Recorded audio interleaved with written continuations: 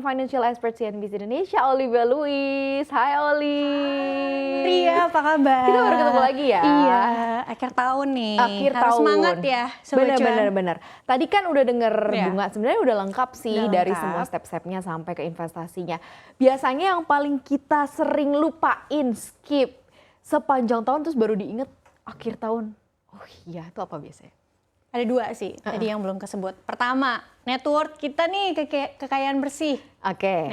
Network yang sebelumnya tahun lalu berapa? Betul. Supaya buat di-compare ya, tumbuh Iya, ya, biar bisa di-compare. Jadi network itu rumusnya adalah aset, total aset dikurangi hutang. Yang idealnya kan total asetnya pasti lebih banyak daripada hutang dong. Betul. Ada perbaikan gak nih, hutangnya berkurang atau tidak nih?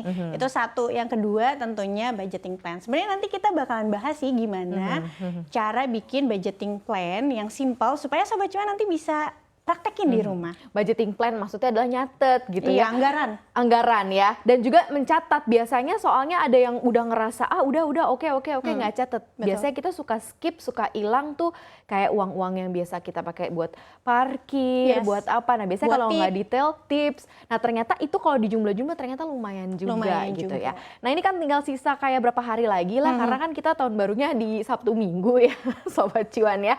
Apa sih yang bisa kita lakukan di sisa hari ini dengan income yang kita punya atau mungkin keuangan kita ya. Ini kan judulnya adalah cek kantong sebelum bergaya. Betul. Berarti gaya itu kan bagian keberapa gitu ya setelah ada konsumsi, rasio utang ya nggak sih? Terus apalagi baru deh boleh bergaya nggak sih Liv? Iya dong. Nanti kita juga belajar sih tentang piramida keuangan buat jadi acuan Sobat Cuan. Sebenarnya Sobat Cuan nih saat ini ada di level apa sih? Apa dulu sih yang harus dicapai dalam pengaturan keuangan? Tapi kan ini udah masih tinggal beberapa hari lagi nih. Berarti kan kita harus sudah mulai melihat. Nah first yang harus kita lihat yang paling pertama tuh apa?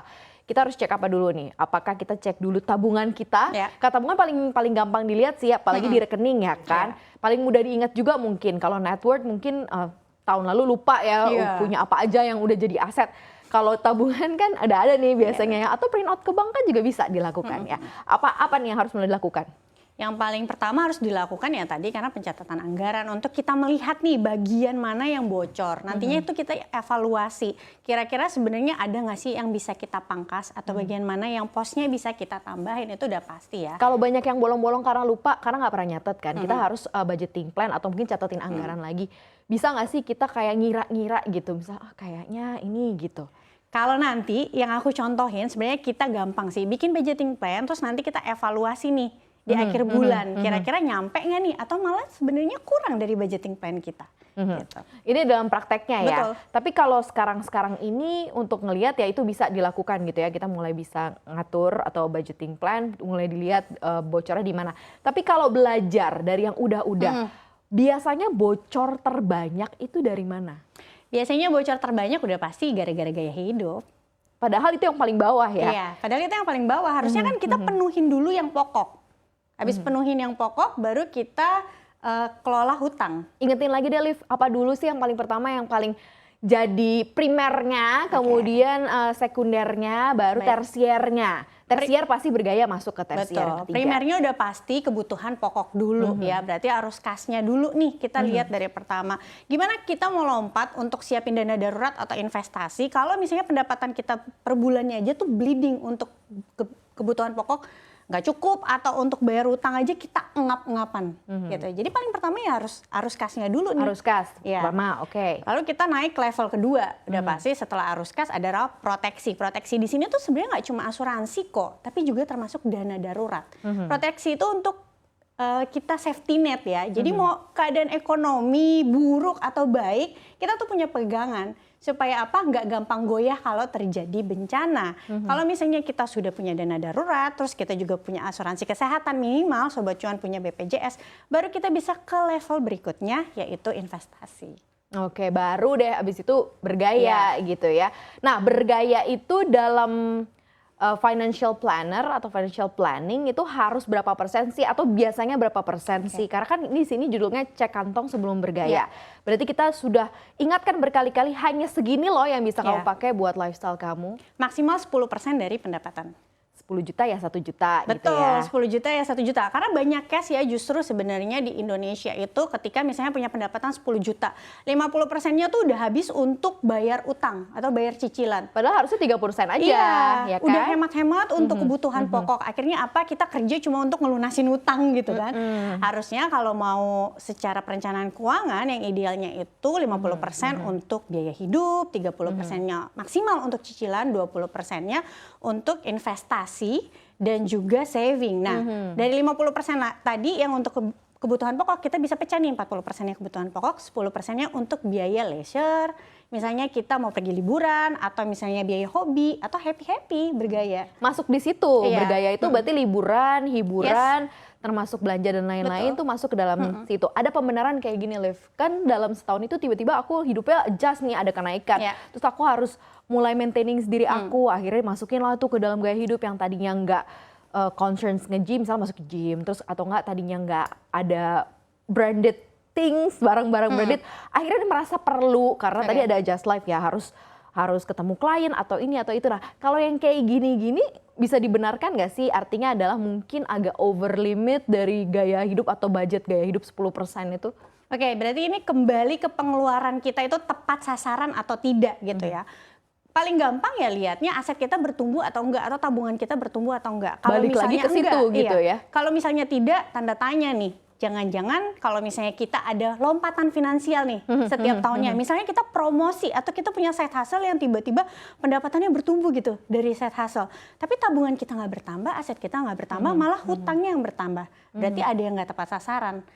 Jangan-jangan lompatan finansial kita pakai untuk ambil hutang, hutangnya hutang konsumtif. Atau misalnya tabungan nggak bertambah, aset nggak bertambah, hutang juga nggak bertambah. Lebih tanda tanya lagi, jangan-jangan peningkatan finansial kita untuk memenuhi gaya hidup kita. Benar. Utang nggak nambah, aset nggak nambah gitu ya, dana darurat juga mungkin stuck Pos gitu ya. Investasi nggak ada. Nggak berkembang, berarti Iya. artinya peningkatan finansial tersebut malah dipakai untuk peningkatan gaya hidup. Nah, ini Kalau misalnya klaimnya adjust life sih harusnya gaji juga naik ya. Betul. Makanya ada pos dari gaya hidup yang presentasinya juga ikut naik karena gajinya naik gitu ya. Kalau misalnya gini, katakan ya, penghasilannya itu 10 juta per bulan. Oke, tadinya misalnya dia punya alokasi 10% untuk misalnya biaya seneng-seneng gitu. Berarti kan 1 juta. Karena misalnya ada promosi atau misalnya punya side hustle, terus jadi 15 juta nih per bulannya tiba-tiba di tahun ini. Berarti kan 10%-nya harusnya jadi 15 juta aja. Gitu kan? Jangan Harusnya. sampai harusnya. Jangan sampai ketika naik jadi 15 juta, biaya happy-happy-nya jadi 3 juta. Oke. Karena ngerasa kok nambahnya lumayan ya. Iya. Jadi bisa nih, dia nggak turunin presentasi 10%, tapi dia ngerasa kayak bisa nih kayaknya ya. Harusnya sih yang bagus investasi dan savingnya yang diperbesar. Kenapa? Semakin besar porsi investasinya makin cepat kita mencapai financial goals. Oke. Ini juga banyak banget yang berkembang gitu ya, khususnya di anak-anak sekarang, mungkin milenial, Gen Z, newbie atau baru aja kerja. Rata-rata mereka bilang kan self reward gitu. Jadi ya udahlah gaya healing ya kan. Tapi tiap bulan enggak, healingnya tiap minggu. Ya kan? Kalau misalnya tadi dimasukkan ke dalam hiburan, leisure, mungkin beli baju atau beli sesuatu di dalam 10%, ya nggak bisa dibenarkan ya kalau misalnya disebutnya adalah self reward. Tapi bisa nggak sih kita mengatasnamakan itu sekali-sekali gitu? Sekali-kali kan 12 bulan sekali, 1 bulannya aja. Biasanya sih kalau bulan ini sekali, bulan depan suka ketagihan, jadinya habit. Sekali-sekali jadi tiap 1 bulan sekali. Jadinya habit.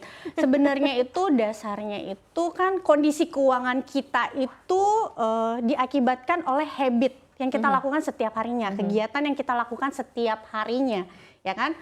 Uang itu nggak langsung tiba-tiba habis gitu aja ketika kita mendapatkannya. Pasti ada kegiatan yang kita lakukan membutuhkan uang. Misalnya kita beli makanan, kita bayar listrik, atau kita bayar transportasi. Akhirnya uang kita berkurang. Kalau pendapatan kita nggak bisa kita kontrol karena mungkin pendapatan kita ya ditentuin sama perusahaan, artinya yang harus dikontrol apa? Habit kita. Kebiasaan kita ya. Kalau seandainya kita memang punya kebiasaan duduk aja ngeluarin duit, misalnya belanja online. Karena sekarang kan semua serba mudah ya. Hati-hati loh, belanja online juga kadang-kadang kita nggak terasa loh. Bener, duduk belanja online terus bilangnya self reward ya kan. Padahal itu menggunakan persentase dari gaya hidup yang Alif. Oke, ini cukup menarik. Kita coba lihat lagi nih, apa aja yang harus kita mulai atur mumpung di akhir tahun untuk awal tahun, Liv. Oke, apa ajanya nih tentang keuangan atau investasi? Soal keuangan dulu dong, kan cek dulu kantongnya, Oke. baru nanti investasi. Iya. Jadi ya udah pasti yang pertama tadi balik lagi anggaran keuangannya. Terus apakah kita sudah bisa menyisihkan untuk investasi per bulannya. Jadi 2 level yang pertamanya harus dipenuhi dulu ya. Oke, Harus kas oke, positif dan juga oke. dana darurat baru bisa lompat ke investasi.